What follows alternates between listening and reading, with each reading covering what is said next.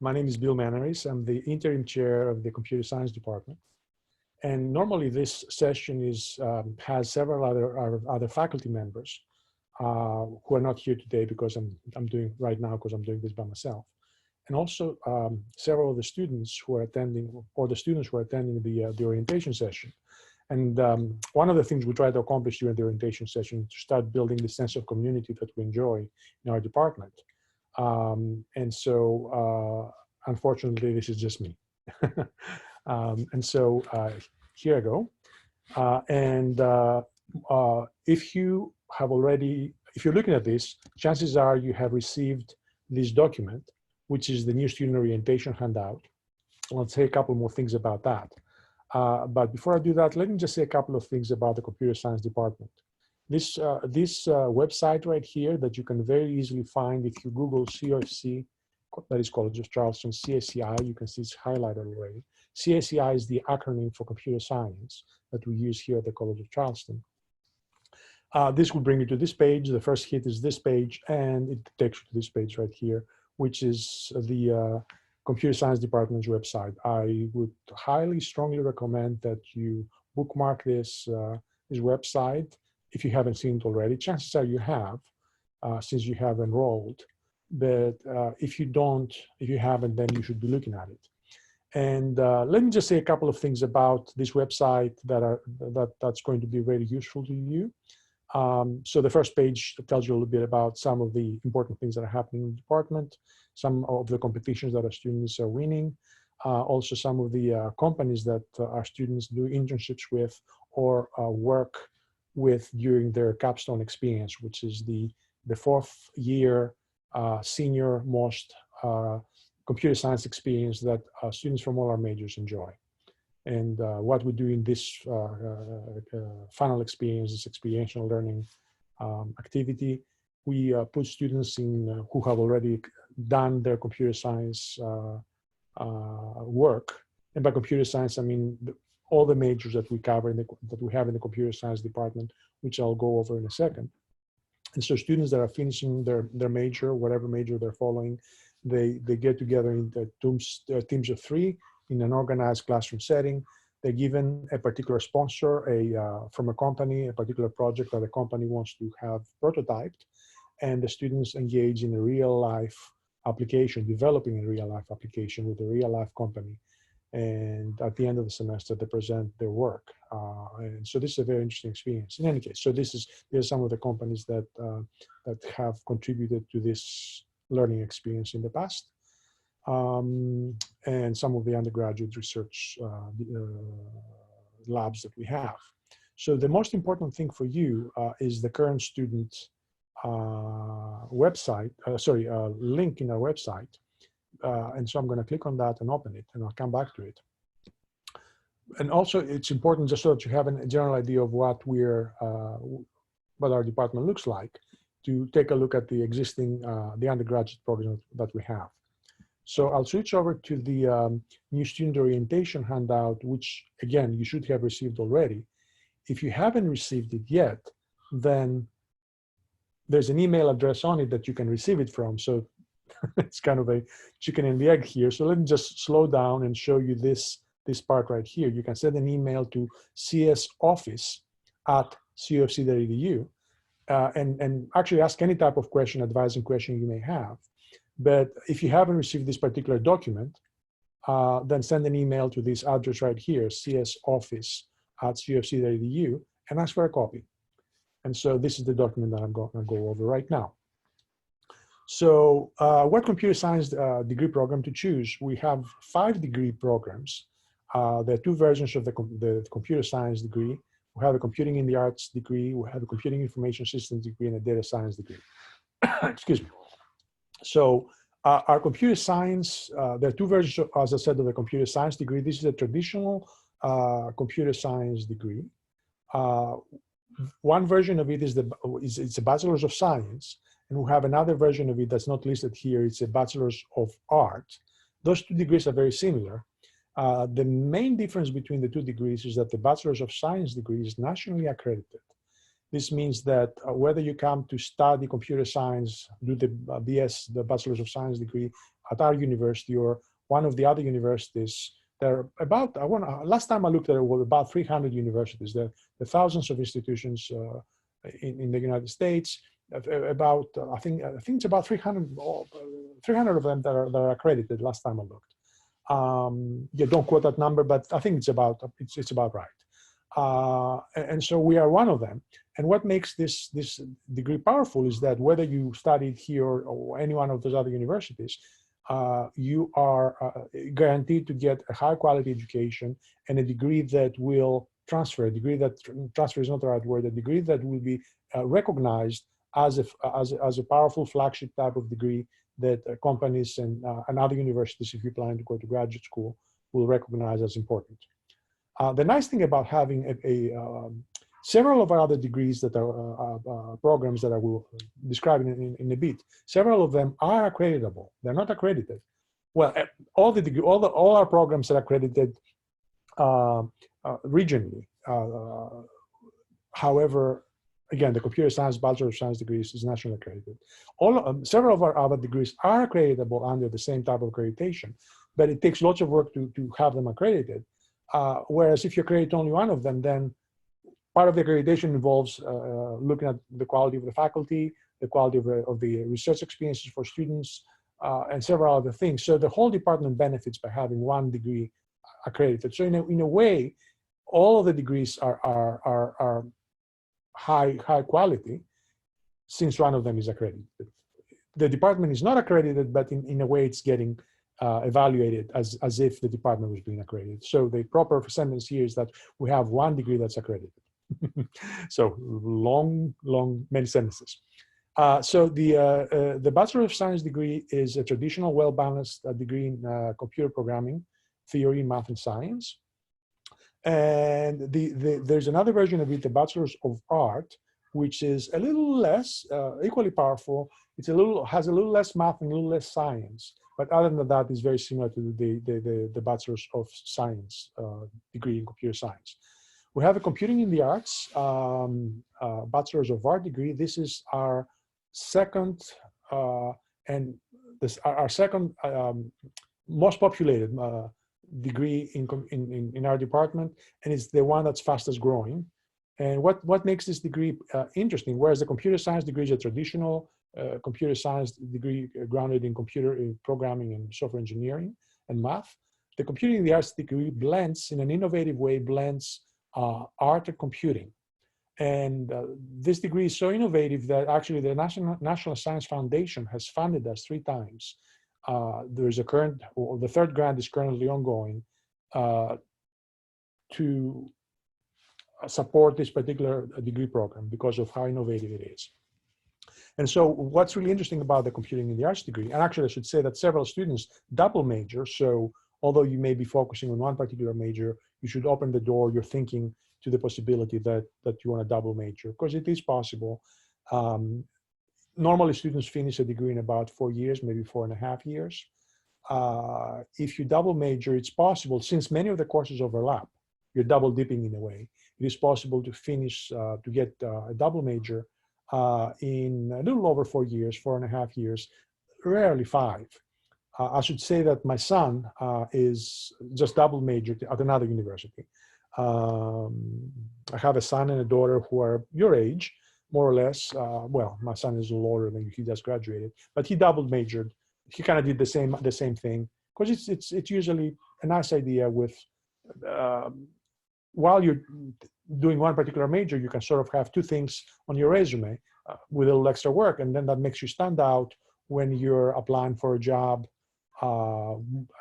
And the majority of our graduates apply for jobs in industry with an undergraduate degree. Some of them decide to go to graduate school, which is something that we strongly encourage for the strongest student. And so having a double major is something that makes you stand out.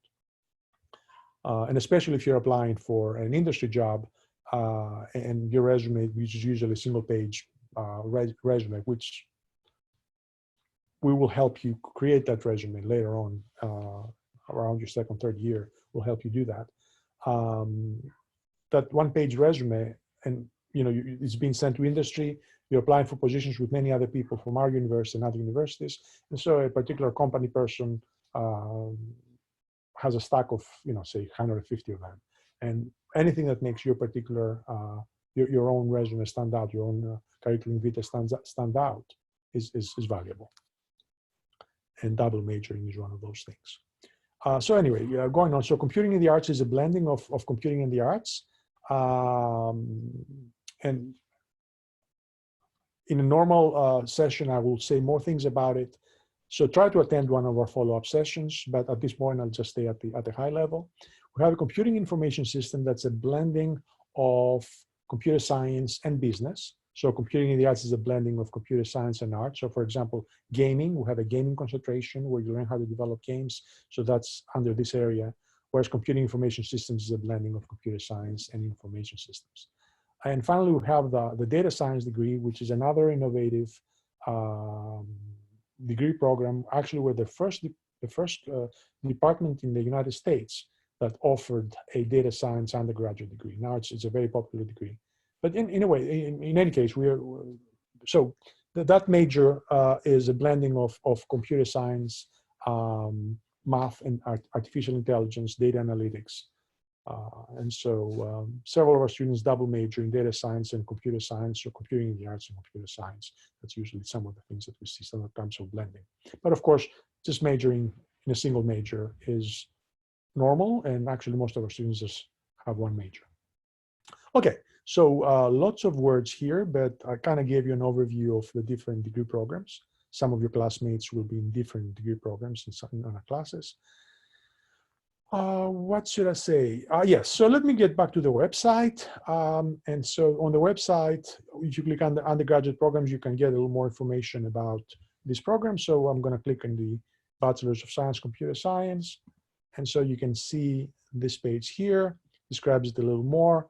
And what's really powerful is this link right here, which shows you the courses that are needed for this major. So for example, and I really like this user interface here because you can click on this course, which is Computer Science 220, Computer Programming 1. This is the first programming course, which all our majors take. And this is an introduction to programming and problem solving, blah, blah, blah, blah. It has certain prerequisites, and you can click on these prerequisites. For example, let's do CSCI 140, which is the graphic design and digital media course. So in order to get into this class, you have to have this prerequisite. And actually, if you can see all the ORs here, any one of these courses will allow you to get into this class, which is, again, it's the most important, the first computer programming class. And so there is also a possibility to have permission of the department if you have had a significant computer programming experience in high school.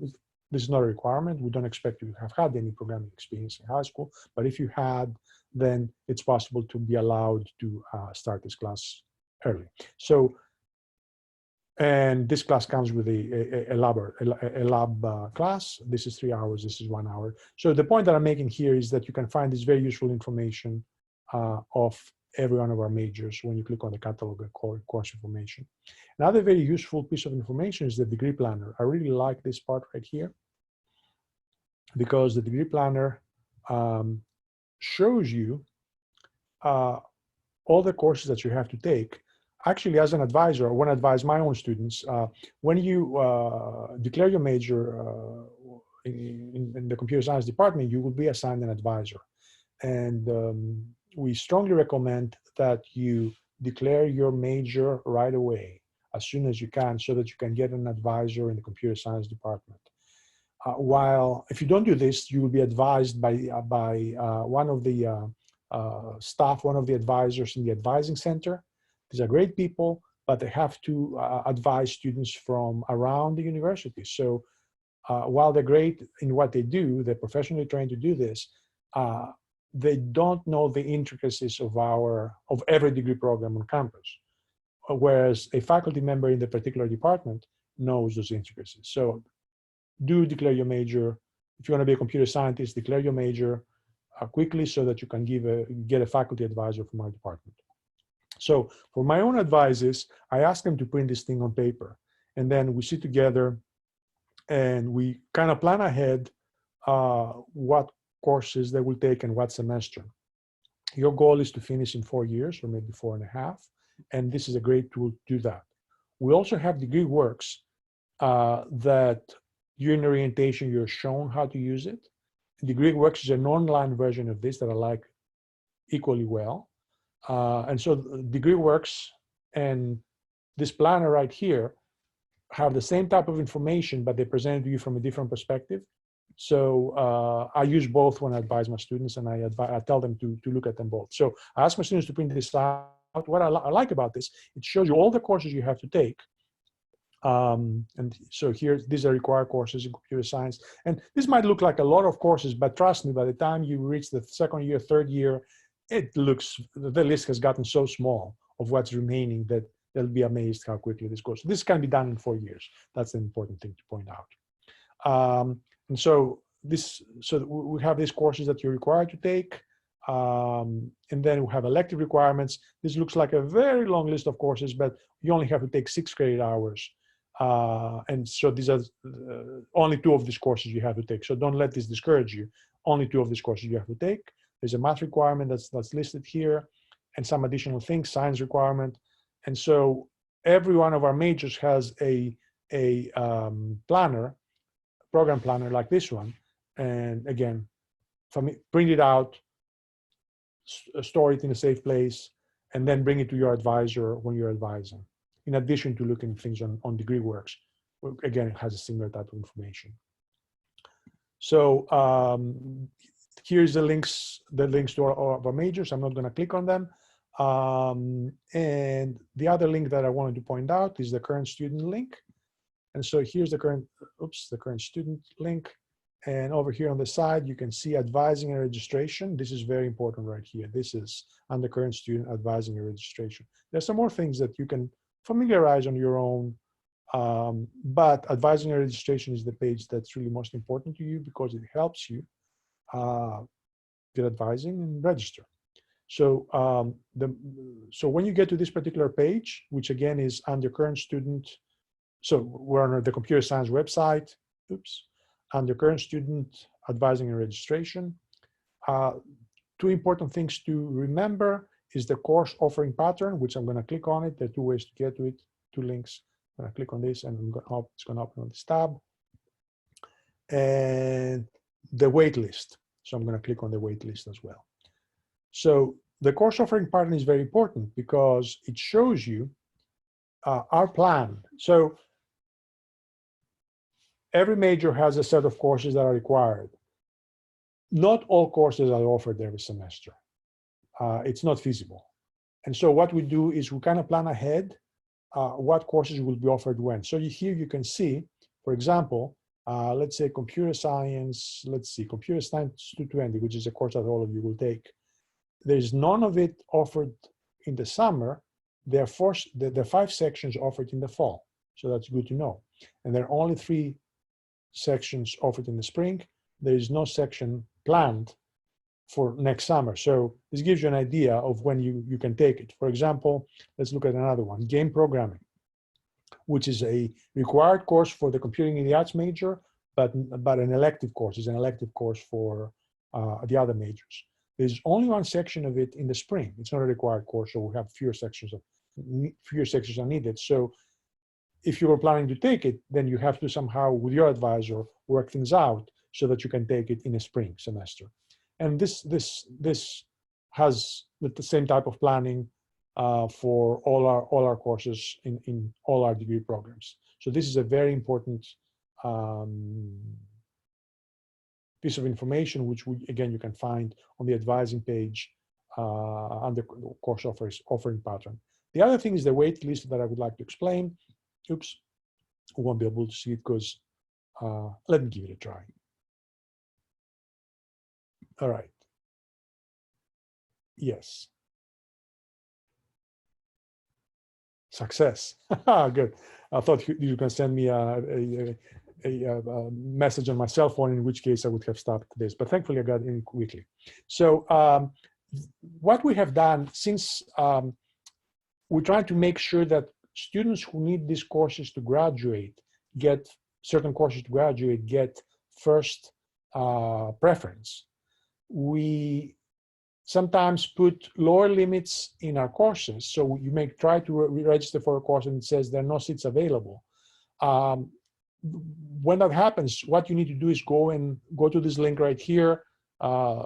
These names will, of course, update every semester.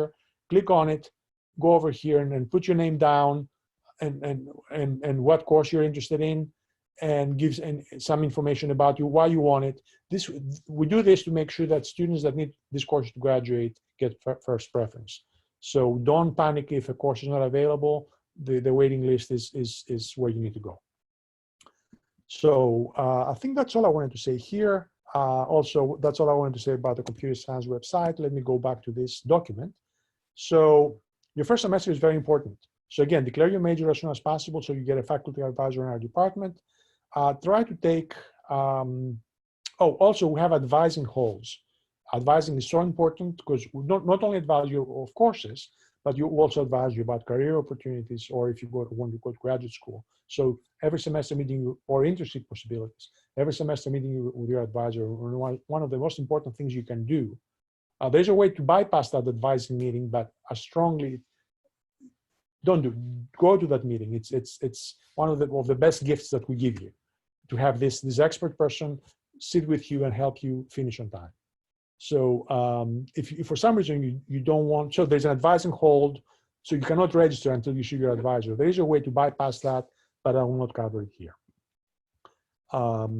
If you ever have a question, again, any type of question you have, you can send an email here. So don't overdo it the first semester. Take about 15 hours for about 4 or 5 courses. There are also certain clubs that we have, Women in Computing, the Association for Computing Machinery, which is the flagship organization for computer scientists around the world. We have the student chapter of it here. We have a cybersecurity club. We have a data science club. And we have a speaker series where we invite people our faculty members give talks about their particular research area, but we also bring important speakers from other universities from around the country and sometimes from abroad to speak to our students. And so these are things that you need to know. Many of our students, there's a strong encouragement. We live in a global world, a global environment, global industrial environment. When you go to work, chances are the company you work for will have either offices abroad, or it will be a company that's international, or you will be working with people from other companies that are abroad. So we try to get our students to spend a semester somewhere outside of the United States. Many students go to Europe. Other students go to Japan, Asia. Some people go to Australia.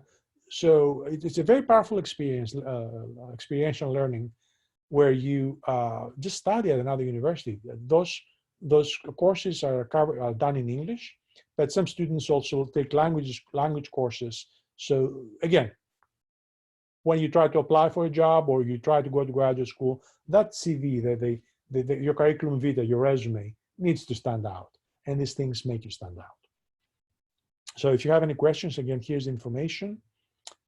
So building your first semester schedule is very important. Try to take the core programming sequence early. And by core programming sequence, I'm referring to, go find it. Here we are. So the core programming sequence is Computer Science 220, Computer Science 221, Computer Science 230. So these 3 courses are the backbone of most of our majors. Definitely 220, 221. 2 of our majors do not require 230. There are other options, but this is the backbone, and you need to start early. You don't want to wait until later to take these courses. So for most of our majors, 220 is the first programming course you need to take. So hopefully you'll be able to schedule it in the fall. For the computing in the arts major, the first, let me go there. The first, looking for it, found it. No, yeah, I need to look at the undergraduate programs, which I have open over here. So for the computing in the arts program, let me just click on this. There. The first programming course is one of these 3 courses, CETA 120, CETA 140, or CETA 180. And then you can enroll in 220. So for the CETA majors, this is you have to take one of these courses. Actually, if you're a CETA major, in the fall, we are offering this class. This class is offered in the spring. And so this class is offered has been offered this summer. It was offered during this summer. So we kind of have spread out these courses to make sure that always one of them is available. And so if you're starting in the fall and this is a computing the arts major, this is the class you need to take, so that in the spring you can enroll in 220. If you're one of the other majors, try to be in this class in the fall. So getting back to this, so this information is available here. You're doing a regular orientation. I may go a little more into it, especially since there may be some questions. But since I cannot see you, you're not here, you're just listening to me pre-recorded, I will not spend too much time talking about it. The information is available here. And if you have a question, you can just send an email here or try to attend one of the follow-up orientation sessions. In addition to a computer science course, Computer Studies 220 or CETA 140, if you're a computing the arts major, you need to enroll in a math course. And this right here, this portion gives you information about what course you can enroll based on what math experience you have had in high school. And I will leave it at that. Also try to take an English class, a foreign language class, a humanity, history, social, something to bring up, to kind of balance your schedule. You don't want to be taking all computer science classes any semester or all math courses. It's just too much. Try to balance left and right brain, and here's some suggestions as to what you can take. If you go on Degree Works, you'll see what's available, what's required and what's available, and as well as the planner that I showed you earlier. So this is a way to help you create your first schedule. In a regular advising session, a regular orientation session, we'll be talking a little more about your particular courses. But since you're not here, I'm just recording this, I cannot offer any more advice. One last thing that I want to say is, again, building community is something very important to us. It comes naturally. We're a very intimate department. Our classroom sizes for many of our courses are small enough where professors know you by your first name. Your advisor will know you by your first name, by your second or third semester here. And so we have a meeting with everybody. Normally we do it on our balcony, our beautiful balcony, and where we grill things, food, and we meet everybody, faculty and students, who play games. But since we're going through COVID, it's funny that up until this moment, I have not said anything about COVID, coronavirus. It's a very strange time for all of us. But the interesting thing is that this is true for all universities in the United States. Actually, all universities and schools around the world are dealing with coronavirus right now. It's a pandemic. So our first student meet and greet will not happen. Will happen virtually via Zoom. We have had great fun with Zoom meetings where we meet everybody, we can still play games and create a sense of community. So try to attend that. What else should I say? Yeah, so in closing, and perhaps this should have been what I should have done at the beginning. But anyway, if you reach this point, then this is your gift for staying vigilant and listening to me up until now. This is our beautiful building. You will get to see it. COVID is not gonna last too long. We're gonna have a vaccine soon, within the year, people hope. And also we will have physical classes through, we are implementing a plan as we speak about social distancing, being able to offer face-to-face instruction. So you will see this building in the fall, if all goes well with the guidelines that we are being given by the government, the governor, and the city mayor. And so again, beautiful building, beautiful vistas. So there's a video here. If you scroll down this page, you're going to see this video. So I'm just going to play just a couple of minutes of this, a little bit.